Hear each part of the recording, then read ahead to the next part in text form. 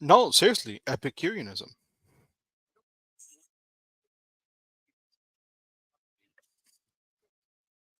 Oh, well, whatever Christianity was for me, dealing with the fear of death, dealing with life, how to live, all that, I found the only reason I was able to like healthfully leave it somewhat is I replaced it with this philosophy.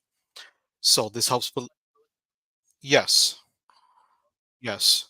They competed, but I basically rewrote the Bible with using ChatGPT and Epicurean thought. Yeah, my first I rewrote Romans 8 with an Epicurean theology instead of Paul's theology. Yeah, sure, sure. One thing it says is, therefore, now there is no mental distress for those who pursue ataraxia, guided not by external expectations, but by the discerning choice of enduring pleasures. So that's Romans 8:1, but through my Epicurean Bible.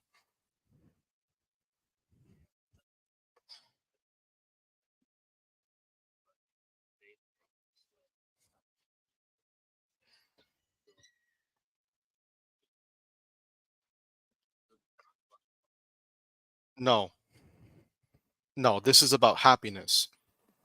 This is about overcoming the fear of death, living in a constant state of tranquility, and finding the highest pleasure. Yeah, but finding the highest pleasure as much as possible, while overcoming the fear of death and reducing pain and only seeking after pleasure. No, we're accused of hedonism, but it's not hedonistic.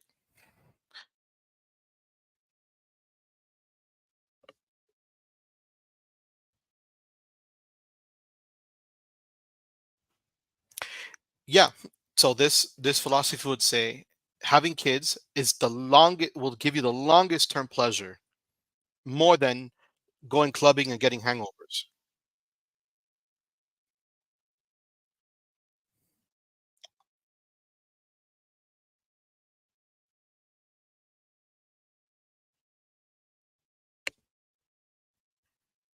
Sure.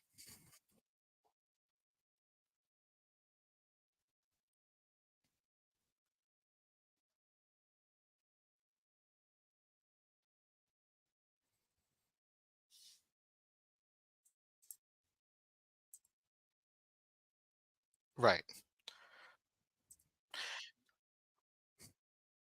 Not- no, they should work their butt off and build up their prosperity,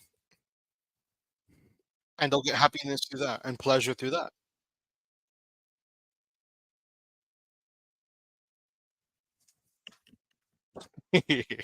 That I earned with my hard work and money. No, no, no, no. Caravan. Psh, I'm using fossil fuel all the way.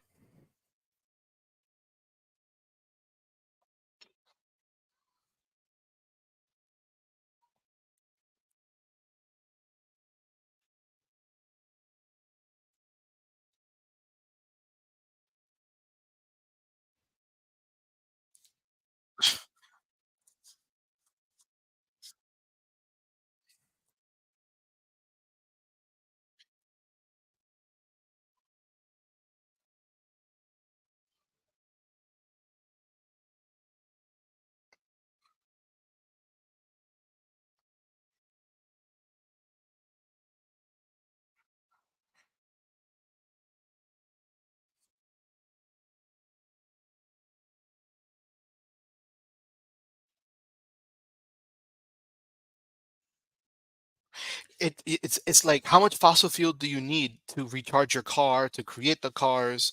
It's a self contradiction.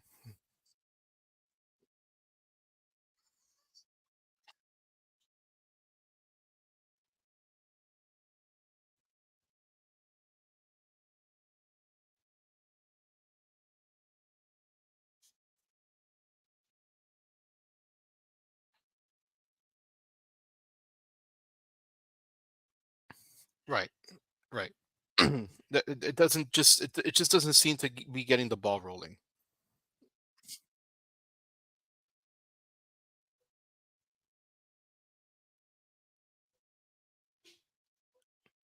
Whatever works, whatever works. It's like having, I don't know, it's like having paying someone to go on a date with you. Like they don't really like you, but you still get the pleasures. Yeah. No, I mean like a sugar daddy. Like it's an agreement. Like, okay, I'm paying you to pretend to like me. That's how I see Tesla drivers.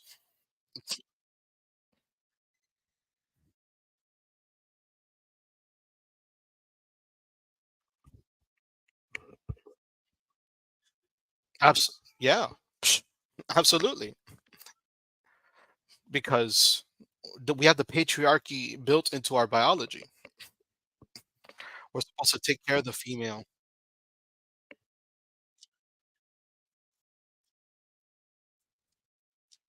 Hmm. Um, it should be 50-50 in the long run.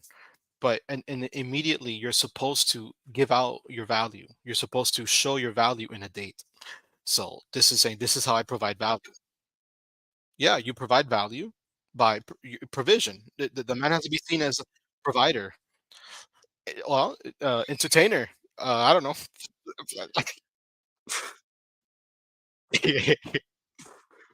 Right out the get go, she wants protection and provision. So it's more consensual than prostitution. It's not just the money. Like,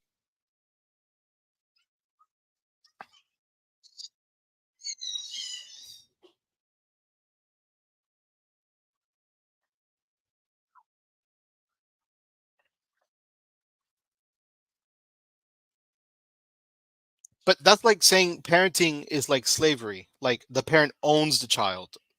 Not, it's sort of like that. The child owes the parent for the rest of their life in a way, but it's not exactly slavery. It's it's a type of relationship that's more humanistic. It's a personal relationship, but you're in the gist of it, technically prostitution, but there's more personality to it. That's how you have to pay. You have to pay. Because one time I didn't pay and a girl dumped me. I did like her. I paid for the first one, but I didn't pay for the second one, and then never saw her again.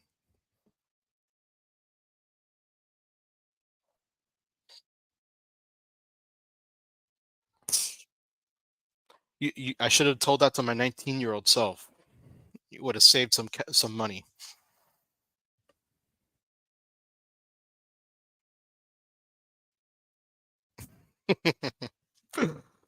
You'll never have enough. Well, I mean, Bill Maher looks happy.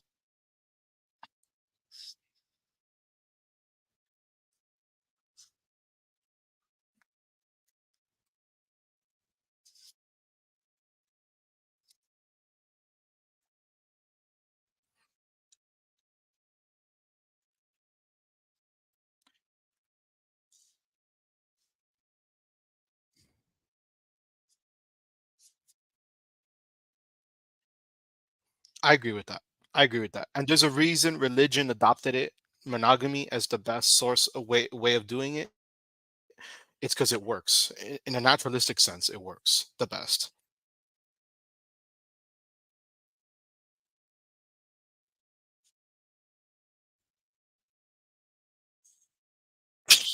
I know.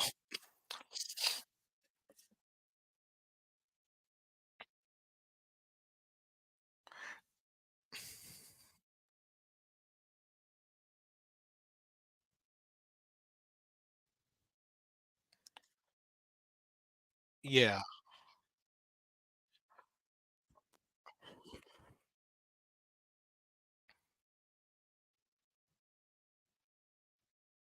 It's like going from job to job. It's like going from job to job. It just kind of like unstable in a way. Like people intuitively know it's unstable. I asked Chat GPT, I'm like, If there's no God, if the world is just natural, why is polygamy in- immoral by most people's standards in this super hypersexualized America?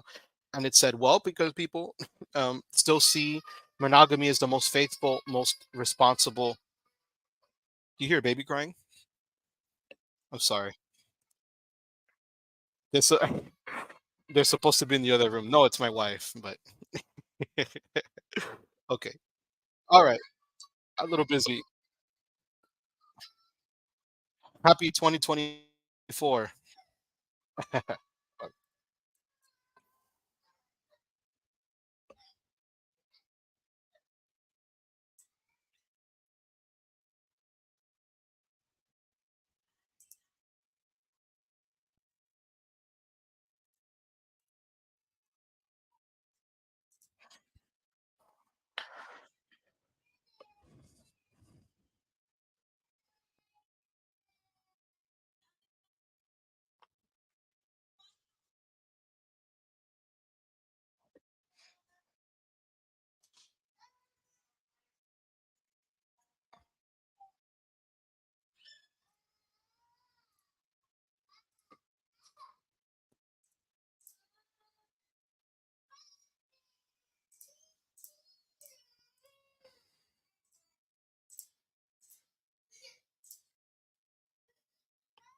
Hello.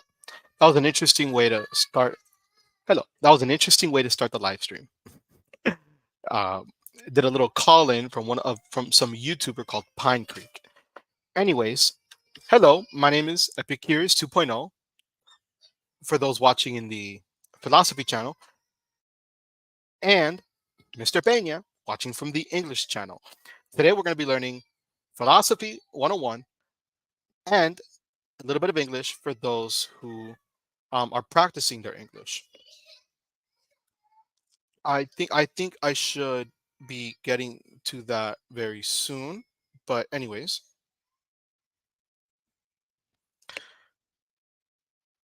philosophy 101. The title of today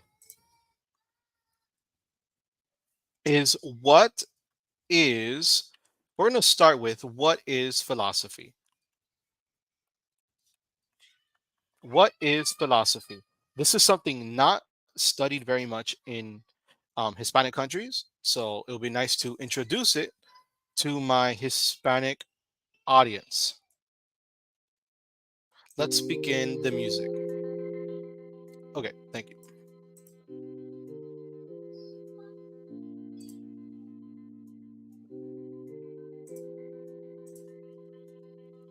Yeah, you know what? Let me put Mr. Pena for my English learning channel, but this is mainly focused on philosophy, getting back into my passion, right? So, what is philosophy?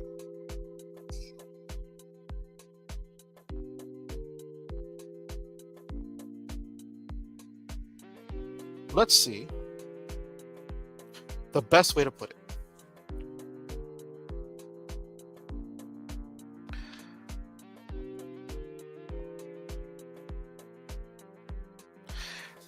We basically separate the words philo and then Sufi, more or less. And now we're going to look at the etymology of the word philosophy. So it combines two words, philo, which means wisdom, philos, philos, which means wisdom.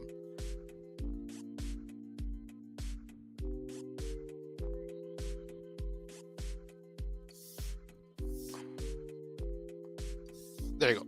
Philos and I'm sorry, it's just the kids are screaming and it's really hard to focus. Let's try it again. The word philosophy has its roots in Greek, ancient Greek. It comes from a combination of two Greek words, philos, which means love. So why don't I put that in red? Yes, when you go like this, it should turn into red. There you go. Love. And then Sophia, meaning wisdom. So philosophy is seen as the pure definition, the love of wisdom. As I was saying, Philo wisdom, it just wasn't making sense. Sophia is wisdom. So philosophy at its core is the love of wisdom, reflecting the pursuit and appreciation of knowledge, understanding, and thoughtful inquiry. Now, why philosophy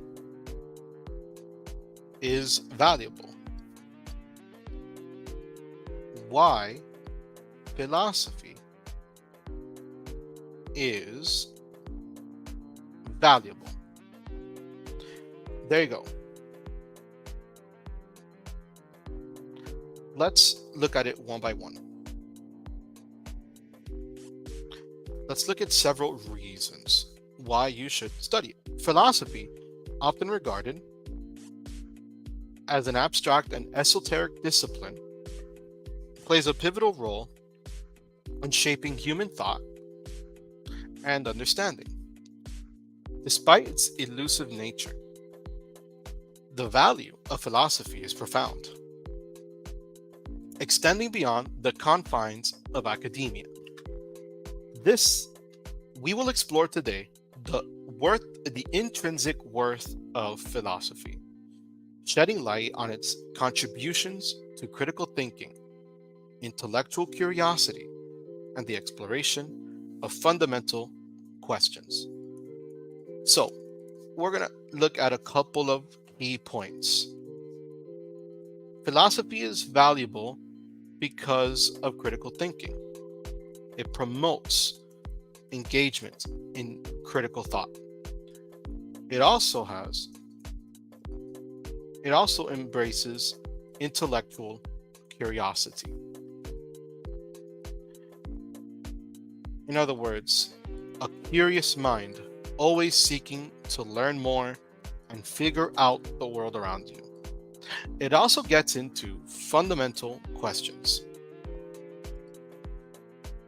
We're also going to get into what's called, fundamental questions is like, where did we come from? What happens when we die? Is it evil or wrong to move out of your parents' house if they're sick? More or less. Now, we also have cultural and historical context of philosophy. We'll be getting into that. Also, where did it come from? Where did it originate? How did it start? So these are the main topics of today: critical thinking, intellectual curiosity, fundamental questions, interdisciplinary bridges, cultural and historical contexts.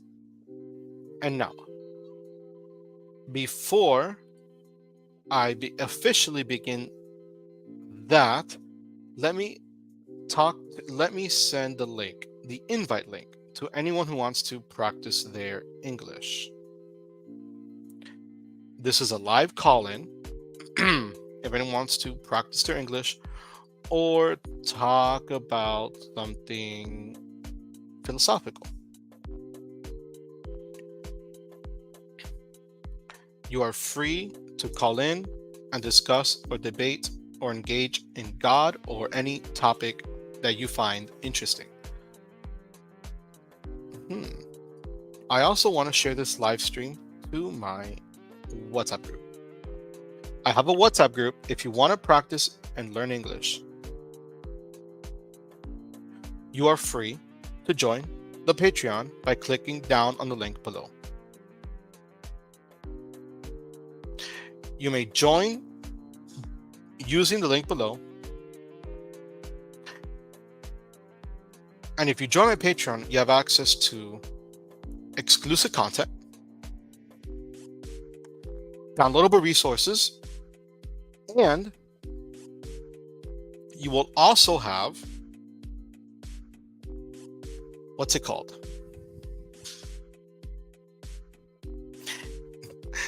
Access to our community, our online community. So, philosophy. Why is philosophy valuable? I see that we are blocking out the valuable a little bit.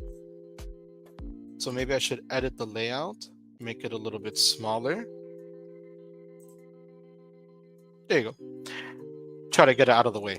Why is philosophy valuable? Because it embraces critical thinking.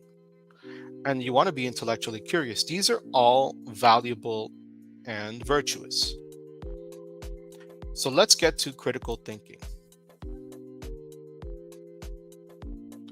Let's talk about critical thinking. Philosophy serves as a crucible for critical thinking, honing our ability to analyze. You want to analyze everything you learn about or everything that people tell you. You want to evaluate what people tell you and what you learn about. You want to synthesize information. You're going to want to put information together.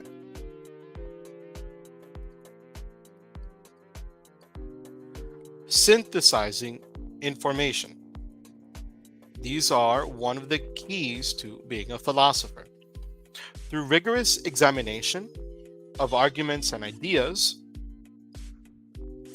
individuals develop the capacity to discern logical fallacies, identify biases, and construct sound reasoning. These are the tools to philosophical thinking.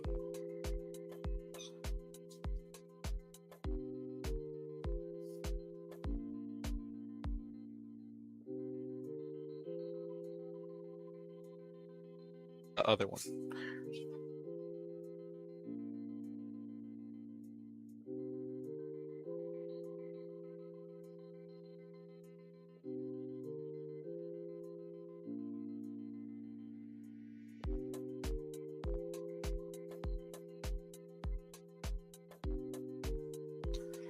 So that's one of our tools for philosophy.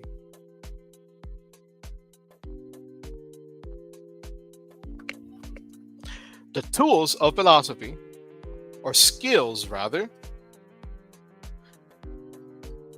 we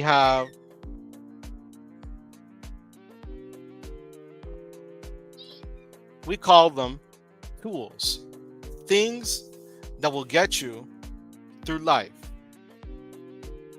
We discern logical fallacies.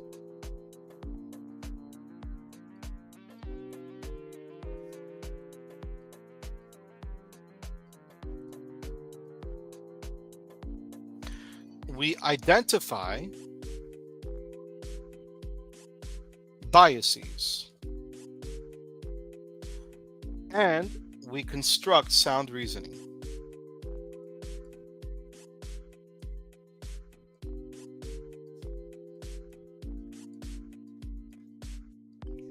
These are the tools of critical thinking. This is what makes philosophy valuable. Rather, reason number one why philosophy is valuable. So that's just our title for today. It was Philosophy 101, and we're just going to get to why philosophy is valuable. Now, number two, we're going to get into intellectual curiosity. What do we mean by intellectual curiosity? At its core, philosophy is driven by a relentless pursuit of knowledge and understanding. It encourages individuals to question assumptions, So when you assume something, we need to question why. When you are assuming what you are trying to prove. Intellectual curiosity allows you to challenge conventional wisdom. Why should I listen to you? Why are you correct? Why should our taxpayers go to this, this, and this? Our taxpayer money, I'm sorry. Go to this, this, and this. Questions assumptions, challenge conventional wisdom, and seek deeper insights into the nature of reality. We're just going to go to seek deeper insight into life. The point is to make you happier, to make you a happier person. This intellectual curiosity transcends disciplinary boundaries, fostering a holistic approach to learning and encouraging a lifelong commitment to expanding one's intellectual horizons. If you have any questions, go ahead and put it down in the chat. If you want to call in, use the links below that I am officially starring. I also want to invite you to my Patreon. If you want to learn more English and you want to learn these English words, become a patron. There's the free version where you'll get updates and you'll get a grammar guide, how to master the English language, mastering English grammar in 10 days. That's what you'll get for learning, for going into my English channel, joining my English Patreon. Now, for the philosophy audience, I'm offering you how to overcome the fear of death. If you join my Patreon, even the free version, you will get how to overcome the fear of death in 10 days. I know, it's a big one. It's a promise. It's a goal, okay? It's not a guarantee. It's a goal. The work is up to you. If someone teaches you how to lose weight, it's up to you whether you apply it or not. So, we learned so far Philosophy 101. What is philosophy and why philosophy is valuable? It's valuable because it promotes critical thinking, intellectual curiosity, fundamental questions, interdisciplinary bridges. It builds bridges into other sciences, and it has a cultural and historical context. Give me one moment, I'll be back.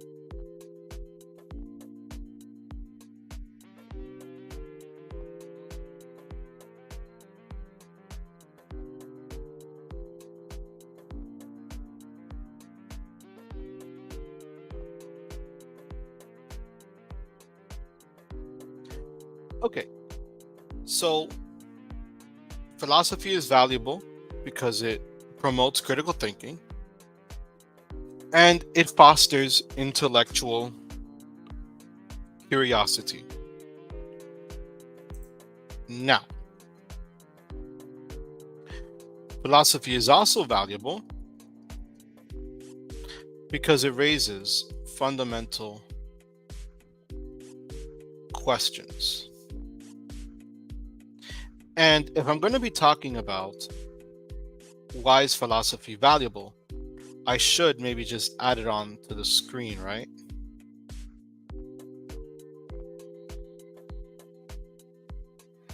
Let's add it to the screen.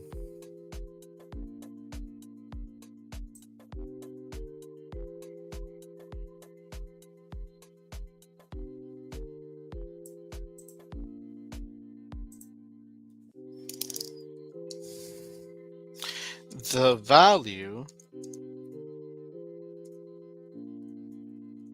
of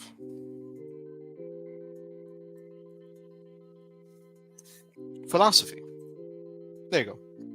I like that. The value of philosophy. It raises fundamental questions. This would be number 3. Like, honestly, I was shocked as a kid when I learned everybody that ever lives will go on to the next life or move on from this world. So what do we mean by fundamental questions? Philosophy grapples with fundamental questions that underpin human existence, morality, and knowledge. Delving into metaphysics, epistemology, ethics, and aesthetics, it offers frameworks for contemplating the meaning of life. This is essentially what created philosophy. What determines a good life? It also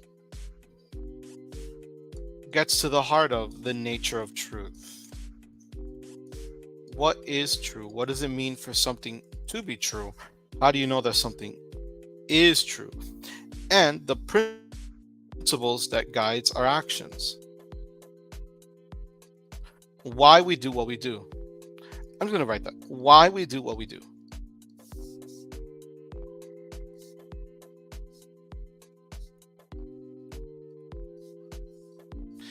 Like, seriously, what when you take actions, what is behind that?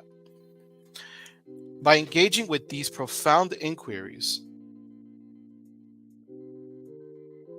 individuals cultivate a richer, more nuanced perspective on their own existence and the world around them. So, questions, let's think of a question, right? Question number 1.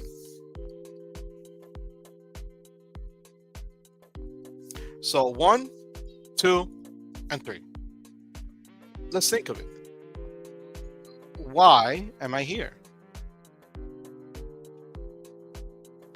Philosophy tries to answer that. Why am I here? Number 2. How do I know if something is true? Is this true? Like, am I living in a good country? Did I marry the right person? Did I make the right decisions? And the last one, why we do what we do. The question is not what will I do, but should I marry this person? That's a big one. Your philosophy will determine the answer to that question. These are 3 types of questions that we ask. This doesn't get any deeper because we want to get to the heart of truth. Now, philosophy is valuable because it builds bridges to other disciplines. So the fourth one is interdisciplinary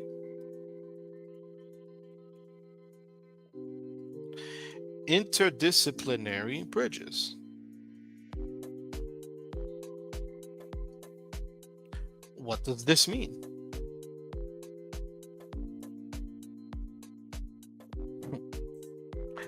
Philosophy acts as a bridge between disciplines, fostering interdisciplinary connections. Its influence extends to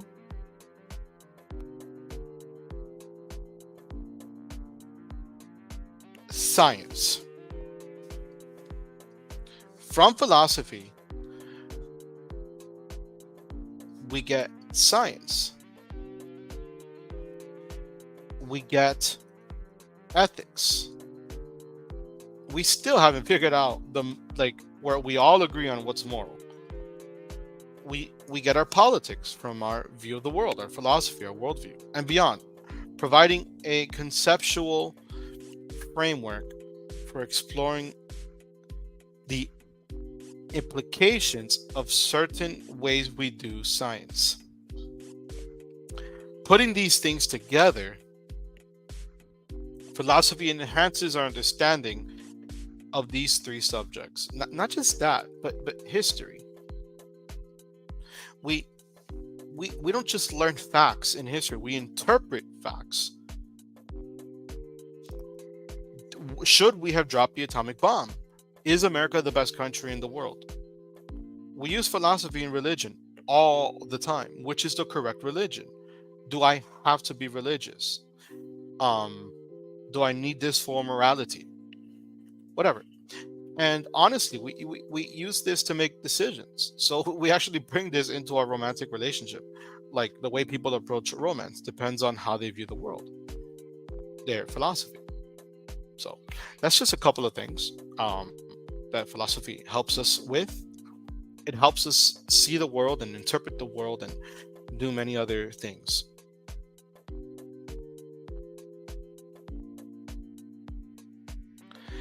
Now,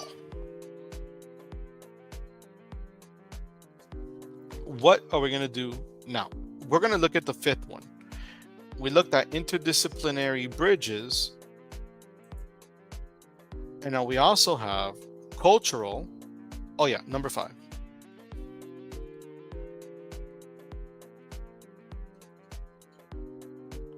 Cultural and historical context.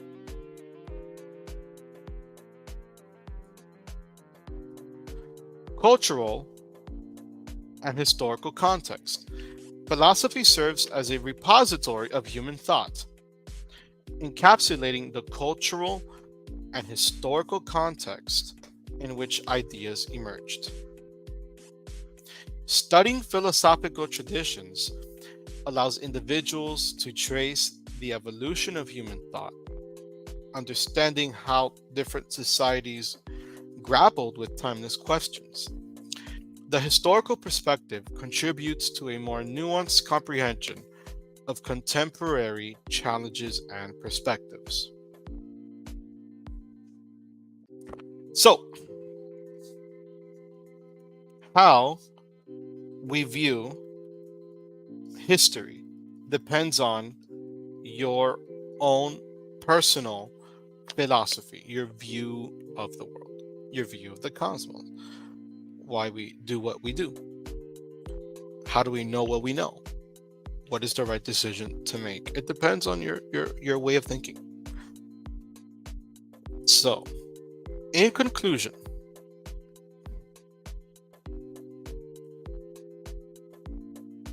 philosophy is a systematic and rational inquiry into fundamental questions about existence, knowledge, values, reason, mind, and language. That is like the key right there. So I'm going to borrow that without killing the one note here. There you go. Philosophy encapsulates everything that I just mentioned.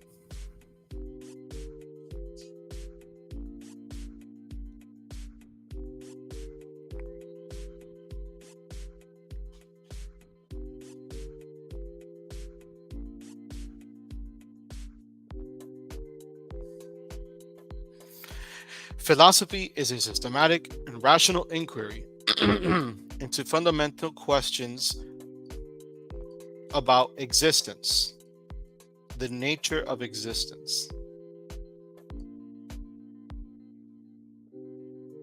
the nature of knowledge,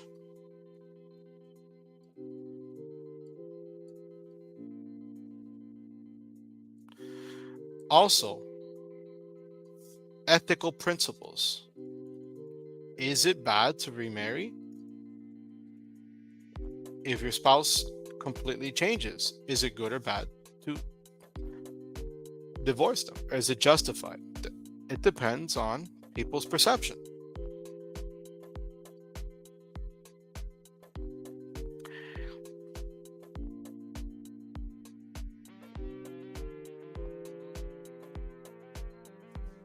So, existence, knowledge,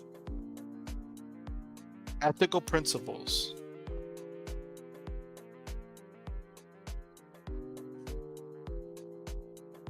values. What do we hold the most dear? Reason,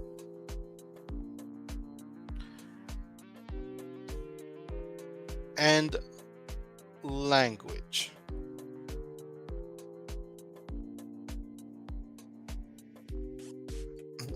I think it's the ultimate subject of all because it is the way that we interpret absolutely everything. I'm going to leave this here while I take a little break.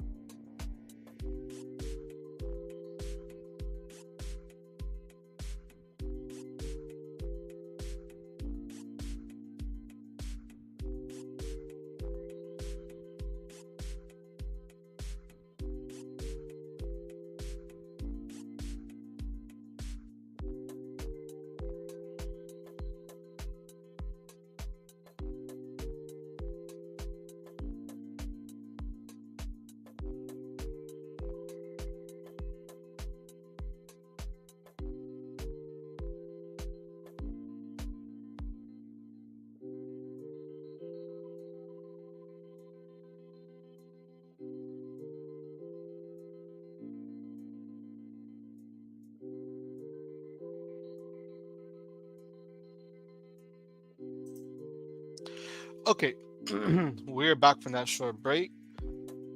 Philosophy involves the Socratic method,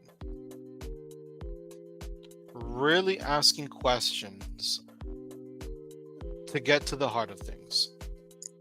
So, the Socratic method is a form of cooperative argumentative dialogue initiated by a series of questions aiming to stimulate critical thinking and illuminate ideas. So that's cooperative, meaning both people working together, argumentative, we are still trying to fight each other. I'm trying to get our ideas across and trying to win, right?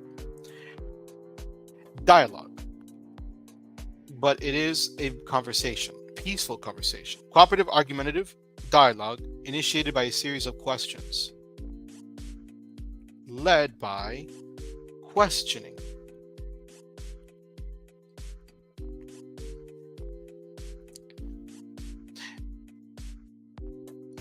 That's the Socratic method. That's how we figure things out. So the key concepts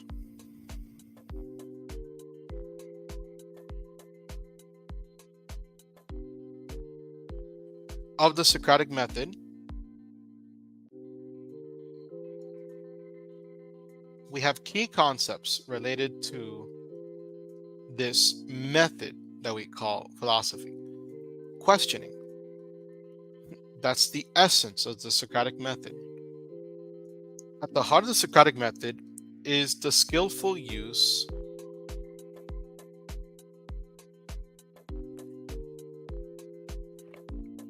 of questions to prompt deeper reflection. Socrates believed that through questioning, individuals could examine their beliefs and uncover underlying assumptions. So the key concepts is questioning, dialogue, and discussion.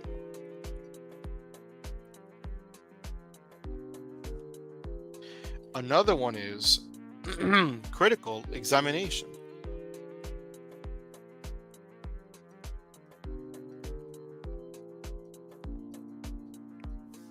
And the last key concept is learning through inquiry.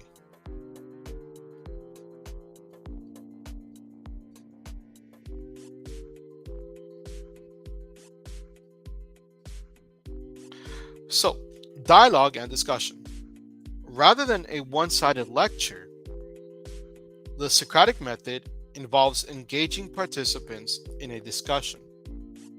Socratic dialogue encourages individuals to actively participate, and this fosters a collective exploration of ideas.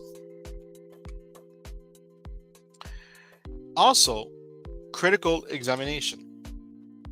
The method encourages individuals to critically examine their own beliefs and those of others. It aims to expose contradictions, identify gaps in reasoning, and refine understanding through thoughtful dialogue. We also have our last one, which is learning through inquiry.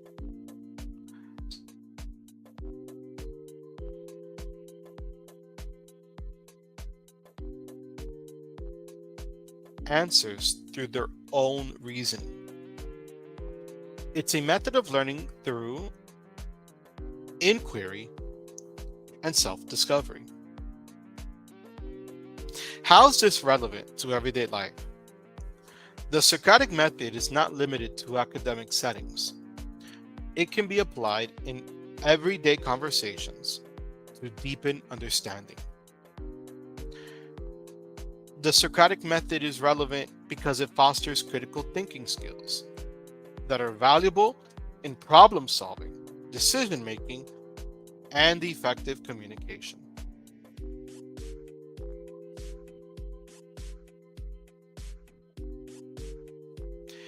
Also, The method encourages humility as it recognizes that knowledge is an ongoing, collaborative pursuit. Do you have any questions about the Socratic method? Please leave it down in the chat below. Although this live stream isn't designed for an audience, it's designed to build the channel to create the audience. The audience will come.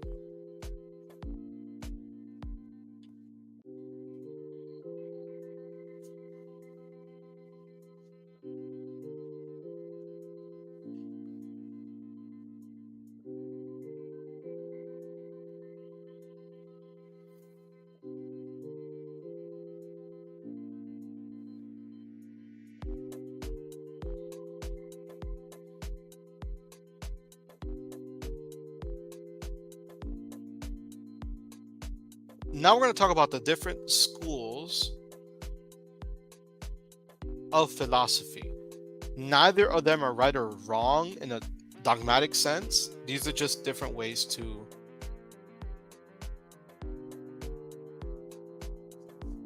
look at the world. So we have schools of philosophy.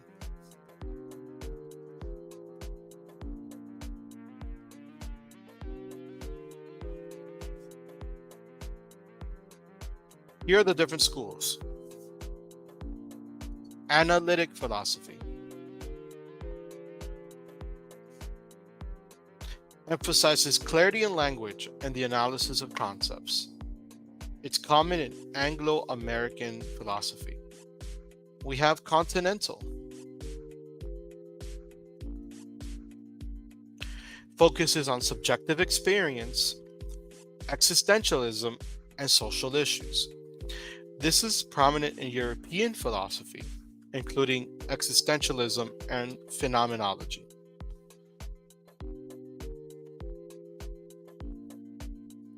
Existentialism. I know it's a big word, but hear me out. It emphasizes individual freedom, choice, and the experience of existence. Key figures include Jean-Paul Sartre and Albert Camus. And then we have a word called empiricism. Holds that knowledge is primarily derived from sensory experience. Influential philosophers in this school of thought are John Locke, George Berkeley, and David Hume.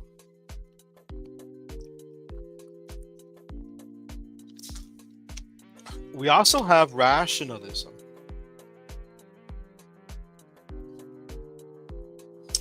which asserts that some knowledge is innate and derived through reason. René Descartes and Baruch Spinoza are notable rationalist philosophers. We also have pragmatism, which focuses on the practical consequences of beliefs and actions. How pragmatic is it? Not whether it's true, but what does it actually do to the world? You can look up William James and John Dewey for this type of school. We also have idealism, which asserts that reality is fundamentally mental or spiritual. German idealists like Immanuel Kant and George Wilhelm are central to this school. We have materialism. Holds that everything is composed of material substances.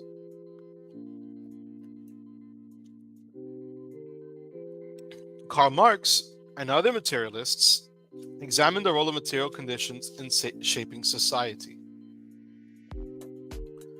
Another school of thinking is utilitarianism. Utilitarianism. It's an ethical framework emphasizing actions that maximize overall happiness. Objectivism.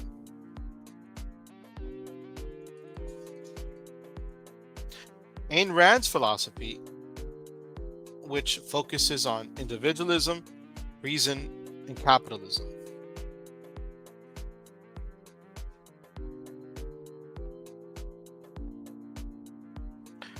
We also have modernism, which is very general and vague. It shows how the world moved from before the Renaissance to after. We have postmodernism, which is like modernism on steroids.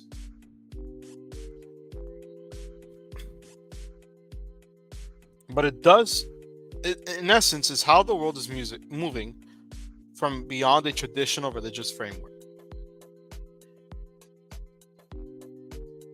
We have another school of philosophy called Stoicism, an ancient school emphasizing personal virtue, resilience, and acceptance of what cannot be changed. You ever heard of someone's being nihilistic? Is when they're depressed, moody, and absurd. The last one I want to look at is Epicureanism, which is similar to utilitarianism. So it's the most overall happiness, but the way it approaches it. Now, Epicureanism.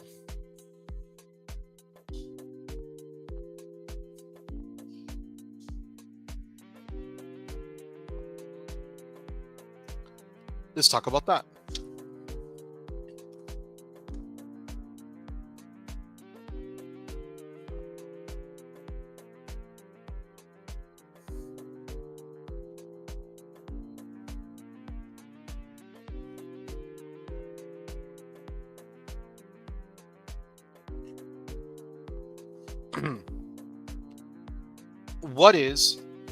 We're going to get to Epicureanism.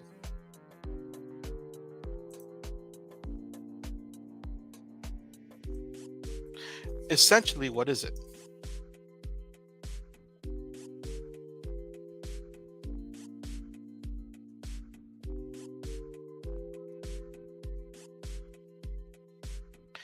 Epicureanism is a philosophical school that traces its roots back to ancient Greek philosopher Epicurus.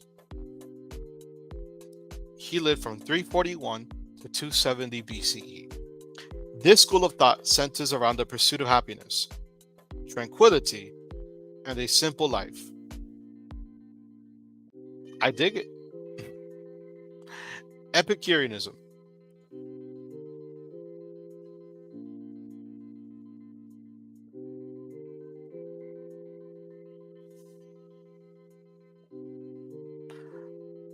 So let's try that again. Epicureanism does what? Focuses on happiness.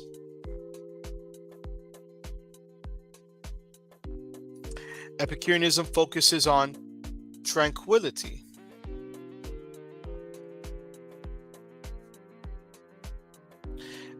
And lastly, it focuses on simplicity.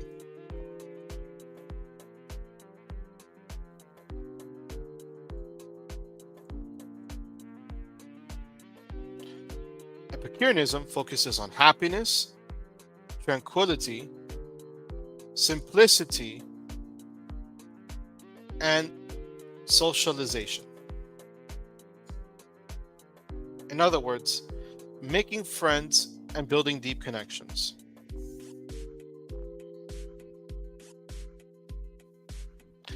So, happiness through simplicity, tranquility, and socialization. That's the heart of Epicureanism. And it aims to overcome the fear of death. So, the central tenets of Epicureanism is the nature of pleasure.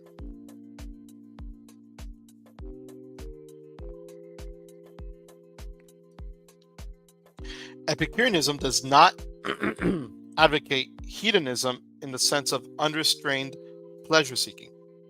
Instead, it promotes the pursuit of simple and moderate pleasures that lead to long-term well-being. 2. Tranquility. What we call ataraxia, or what Epicurus called ataraxia.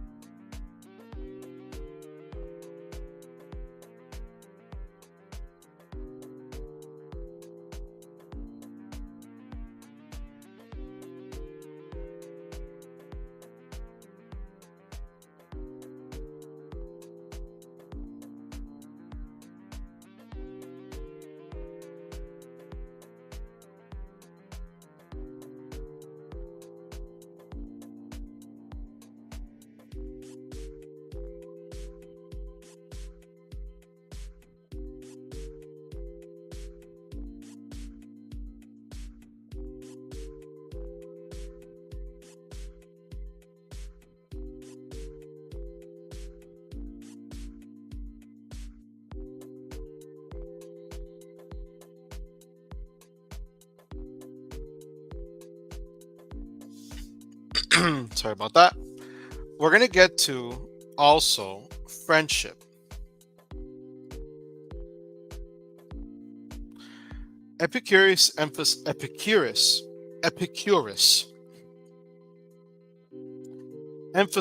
the importance of friendship in achieving happiness. Genuine and meaningful connections with others contribute to a sense of security and joy.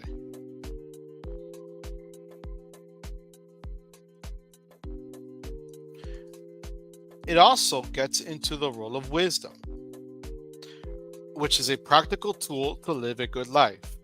It provides guidance on how to navigate desires, fears, and societal pressures to attain a balanced and content existence.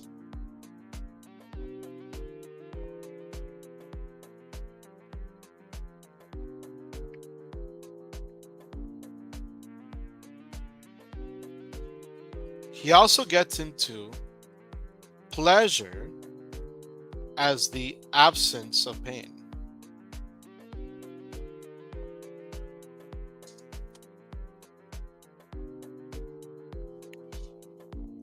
Epicurus defined pleasure as the absence of pain, both physical and mental. So, read these words with me. Happiness.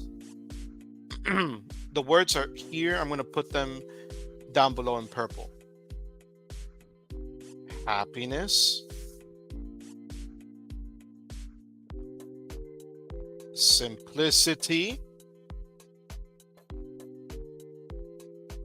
tranquility, and socialization.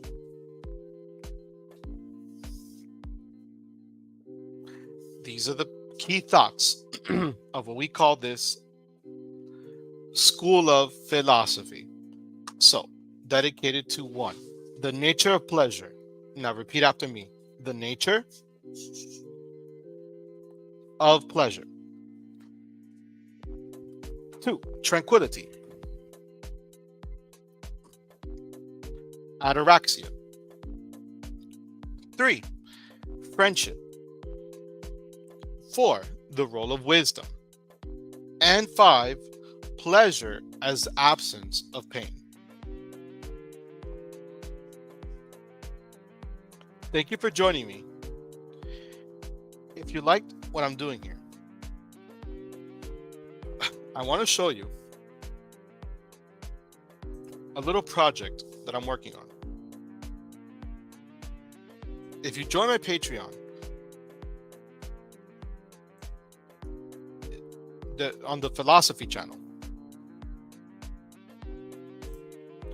we're going to get to something called overcoming the fear of death, the Epicurean solution.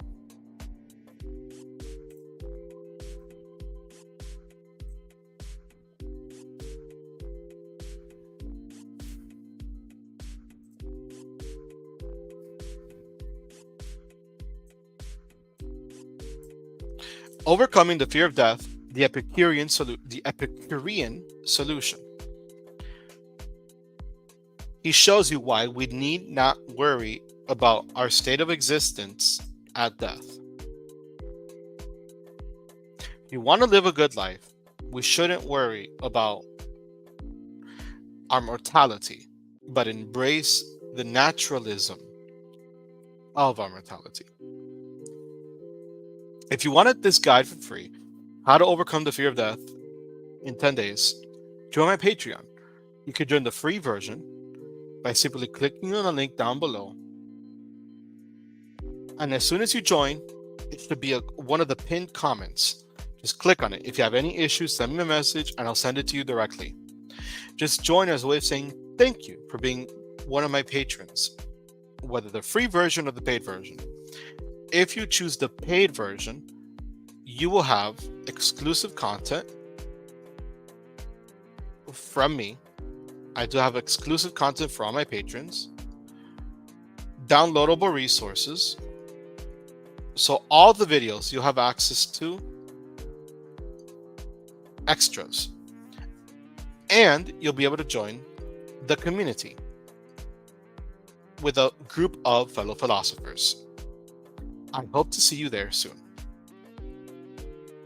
This is Mr. Pena, or rather Epicures 2.0. Now let me try to join another live stream so you can see someone having a conversation in English and practicing.